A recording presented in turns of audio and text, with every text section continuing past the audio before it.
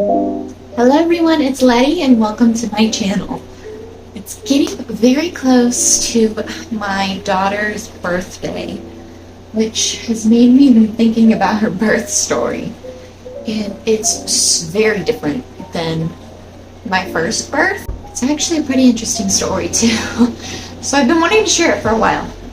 My first birth, I will link that video in the description if you haven't seen it, but it was completely different than my birth with my second daughter, and part of my first birth is why I wanted everything to be so different and why I chose to have an unmedicated natural water birth with a midwife in a birthing center instead of being with an OB in a hospital, because that experience was horrible.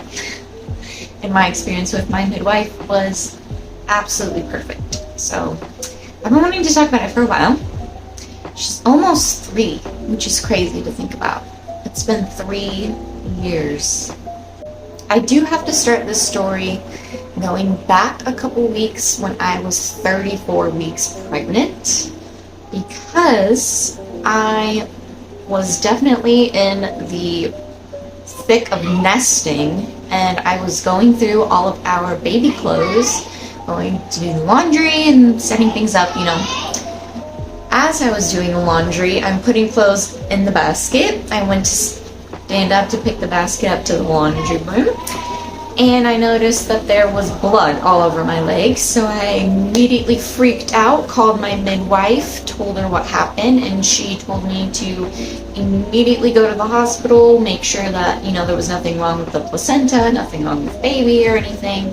So I woke my husband up. We had to call my mom so she could come home from work to watch our older daughter, who was only a year old at the time. And because it was in the middle of COVID, we had to have masks. She could not come with us, and my mom was not answering the phone, so I had to call her work just to get a hold of her. She rushed home, told us to hurry up and go.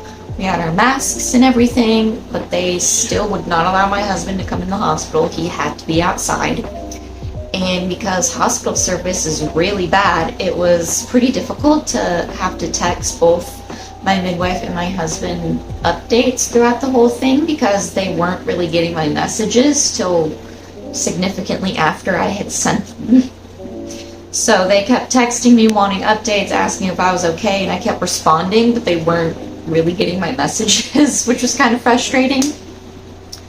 But they checked me out, took my vitals and everything, and turns out when I was there being hooked up onto the monitors, she noticed that I was having contractions, except I couldn't feel any of them, although she said that they were regular and I didn't feel anything. So after she checked me, she determined that I was bleeding because I had started dilating.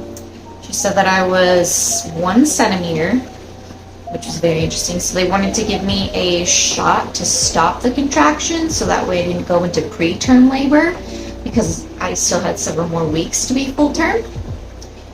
I can't remember the exact name of the medication, but all of the nurses, even my mom, she had to get that shot when she was pregnant with me. Everybody calls it the junkie shot, because apparently it gives you the shakes and it makes you feel horrible, like you're coming off of drugs. I did not have that experience. My mom said she did, but I don't know, that's what happened. So after they gave me that shot, they wanted to hook me up to an IV and make sure that I was like hydrated. They did an ultrasound just to make sure everything was okay, everything was perfect. She was in the perfect position. We just needed a couple more weeks to wait. So after that, I had actually scheduled to come see my midwife as soon as possible while I was in the hospital. So sending her and my husband updates the whole time. We got home, we went to see my midwife like the next day or the day after. Everything was good. Checked everything was perfect, and we just continued on with our regular prenatal care. For about 38-ish weeks till I gave birth, I kept waking up to Braxton Hicks contractions that would then like fizzle out, which was a tad bit annoying. because that made me think for the past few weeks, oh, am I going to go into labor later today? Am I going to have a baby soon? Not at all. But at 39 weeks, I lost my mucus plug, and then exactly 1 week later, my water broke. I'm standing in the living room talking to my mom, and my water just broke. So she walked down the hallway to get my husband, and we called my midwife. I told her I did not feel a pop or anything. I honestly wasn't sure if my water broke or if maybe baby had moved position and like her head hit my bladder or something weird. So she said, just wait for contractions, let her know how things were going. That was from like, I don't know, 9, 10 in the morning from when we called my midwife to tell her that. Absolutely nothing happened. I'm still leaking fluid, 0 contractions. We took Maisie on a walk. Every like 10 minutes or so, I would have to like stop, go over to the grass, just like leak more amniotic fluid, and then come walk back with my mom and my daughter. But still, contractions weren't coming. So that night, I decided to sleep on the couch so that way I didn't ruin our mattress. And I'm sleeping on towels. I had a towel on the floor because as I was laying down about every hour or so, I had to stand up, stand over a towel, gush more amniotic fluid, then lay back down and fall asleep because I was so tired. In the morning, because it had been a full like 24 hours of my water being broken and still no contractions came, my husband was getting really worried. He called the hospital that our first daughter was in when she went to the NICU, and because hospital protocol is if you have had your water break and within 24 hours you're still not having contractions, they immediately induce you, like they want that baby out real quick. So he was panicking, right? Because that's what he remembers from our last baby being born and whatnot. So I called my midwife and she was like, okay, just come over and I'll come check you. She did swab me, and apparently, you know, because urine is acidic, amniotic fluid is basic, which is typically how you can tell the difference. It was not showing up as basic, so she was a little bit confused. Even though like my bladder was empty and I was gushing a bunch of fluid, it turns out she was asking some of the other midwives. The layer, your outer layer, where the like placenta is, and then the amniotic fluid where baby is basic. But most of the fluid on the outer layer won't show up as basic on pH strip. Fun fact. So she checked me, she was in a perfect position, I had a bunch of fluid, everything was looking good. She went to check to see if I was dilating at all and said as she was checking me, I went from a 3 to 6 centimeters. Which means I was about a centimeter away from transition as she was checking me. Still no contractions. So everything was looking good. She sent us home, and I pretty much stopped leaking after she sent us home. She did give me a bag of like castor oil and herbs and tinctures and things to try and get contractions going, so I was taking those. And 1 week after that whole fiasco, my mom and I were taking Maisie on a walk. We were taking rep photos for a small shop. And as I was taking a photo of Maisie, my water popped again. Except that time, I felt a pop. So I immediately called my midwife, told her what happened, told her I still wasn't having contractions. She said, okay, let me know, keep an eye out, keep taking your tinctures and stuff. I called my husband, told him what happened, told him that we were on our way back home. We get home, and I do feel like the Braxton Hicks contractions that I was feeling the weeks before my water popped. And that's what I was telling my husband, and he's like, oh, so you're having contractions? And I'm like, yes, but they're not doing anything. They're like Braxton Hicks contractions. But he was like, well, your water broke and you're having contractions, so that means you're having a baby. Let's go. And I'm like, we don't need to go yet. But then again, I was 6 centimeters, so I was kind of like, we were like a good half hour, 45 minutes from the birth center. So I knew we did need to leave a little bit earlier, and because I knew I was going to hit transition pretty soon when labor started, I was like, all right, okay, well, I guess we'll just go. My midwife said to just come on over to the birth center.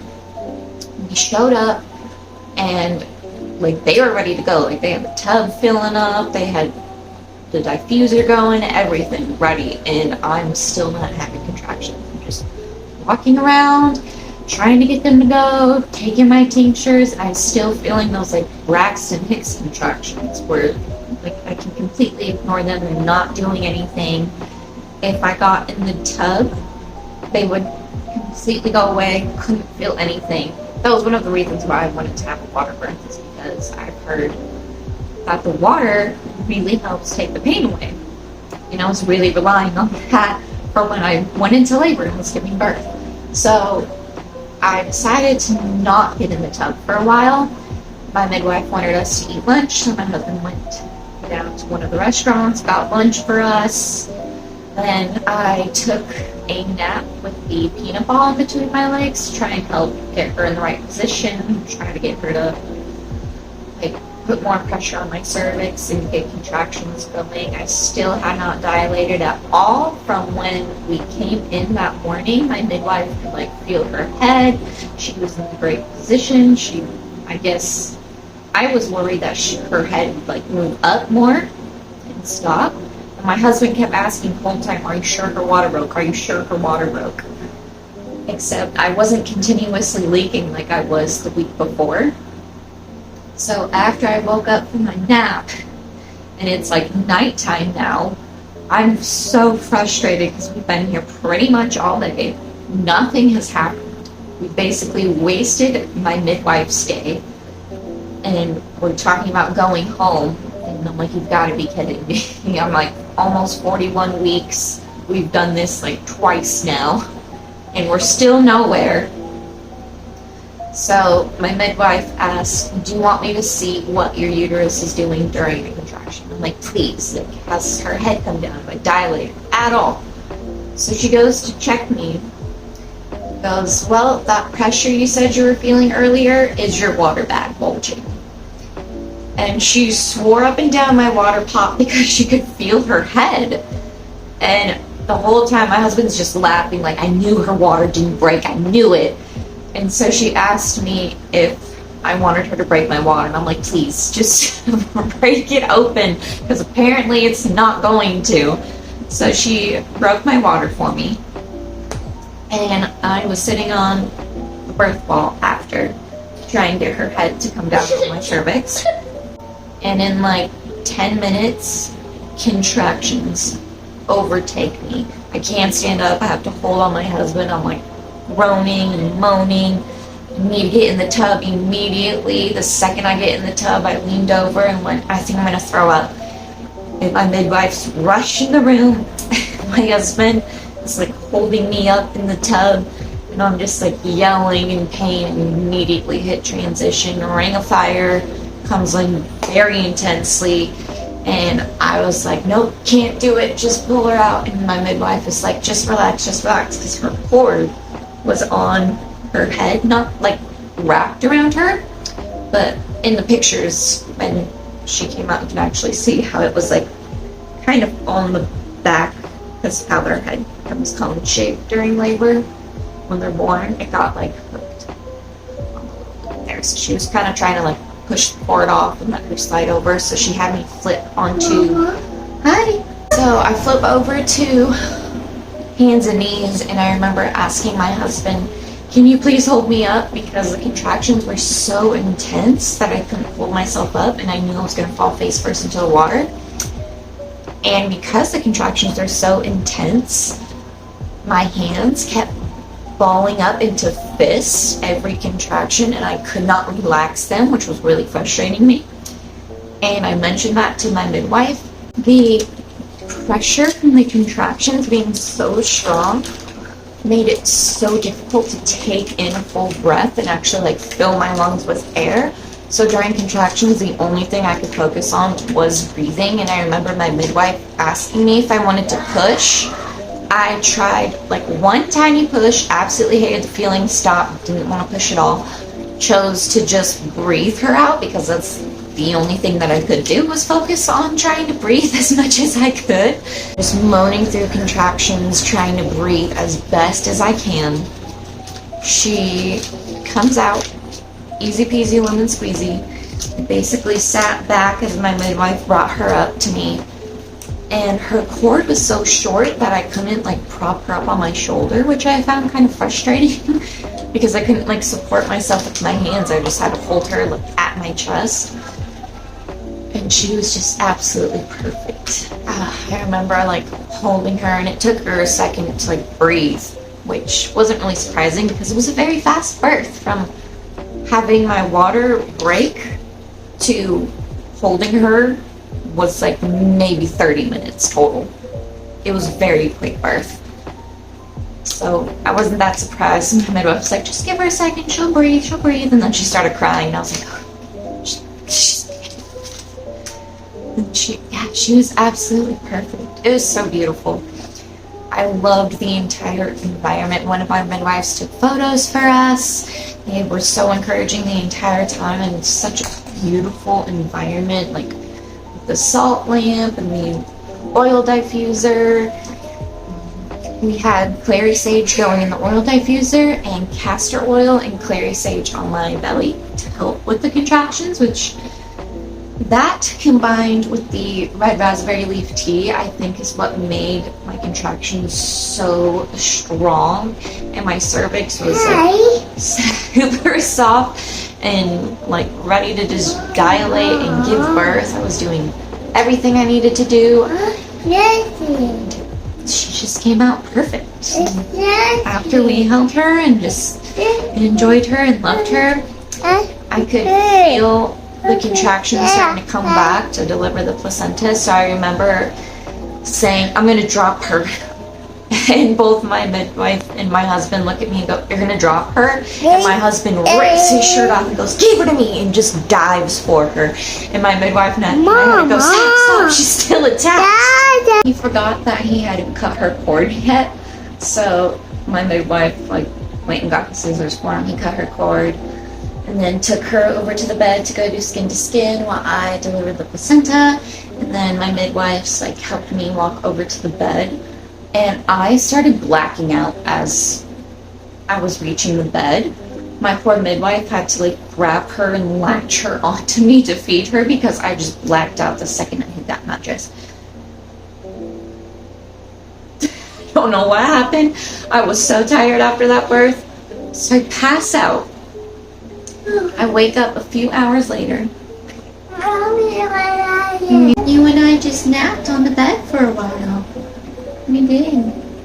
I woke up, my husband came. He said he kept checking on us throughout the night because he couldn't sleep. The midwives came in. She checked me. I didn't tear at all. I was perfectly fine. Veda had latched perfectly. She nursed perfectly. We, measured her, weighed her. My husband got to weigh her in like the little thing that you hold up. And we were making jokes the whole time because apparently somebody just really likes her bubbles. My husband said that she was so mad when they tried to take her out of the little like net that she was weighed in. She really liked it. The second they put her in there, she just like cozied up and calmed down. It felt so good. I'm like, oh, maybe that's why you didn't want your water to break. You just like your own little bubble. She was almost 8 pounds, but she looks so chunky in the photos. She's really not that chunky though. She was like 7 something. She really wasn't that much. Yeah, no tearing. Everything was perfect. We got cleaned up, got dressed, and then we drove home. And as soon as we came home, my mom was so excited. She, got to meet baby, and then Maisie woke up when we came home. So she came over to say good morning and got to meet her sissy. Hi. And Veda and I just slept most of the day. It was the perfect birth. I loved everything about it, to be honest. So going forth in the future with our third babies, hopefully soon, I'm still thinking about of a midwife and a water birth, except this time we want to do it at home instead of a birth center. So hopefully next year we'll have a home birth. That's the plan, if all goes well. So don't forget to like and subscribe and stay tuned. Don't forget to drink your water, take your vitamins, stay groovy, my loves. Peace out.